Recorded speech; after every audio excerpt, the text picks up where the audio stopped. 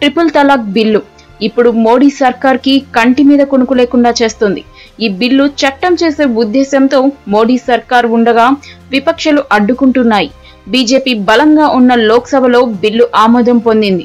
ముస్లిం మహిళ జీవనానికి భద్రత కల్పించే ఈ బిల్లు కాంగ్రెస్ పార్టీ కూడా మద్దతు ఇవ్వడంతో లోక్సభలో సులువుగానే గట్టెక్కింది. కానీ రాజ్యసభ విషయానికి వచ్చేసరికి ఇబ్బంది తప్పలేదు. ఈ బిల్లును ముందుగా భాగస్వాముల అందరి అభిప్రాయాలను తెలుసుకునేలా పార్లమెంటరీ పార్టీకి నివేదించిన తర్వాత దీనిపై సభలో చర్చ జరగాలంటూ విపక్షాలు పట్టుబట్టడంతో ప్రభుత్వానికి ఇబ్బంది తప్పలేదు. అయితే పార్లమెంటరీ కమిటీకి నివేదించాల్సిన అవసరం లేదని అధికార పార్టీ భాజపా మొండికేసింది. బిల్లుకు మద్దతిచ్చిన పార్టీలు కూడా పార్లమెంటరీ కమిటీకి పంపాల్సిందే అని పట్టుపట్టాయి.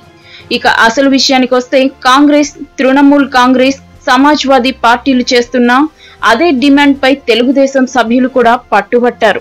ప్రభుత్వంలో భాగస్వామ్య పార్టీ అయిన తెదేపా కూడా అదే కోరడంతో ప్రభుత్వానికి ఇబ్బంది తప్పలేదు.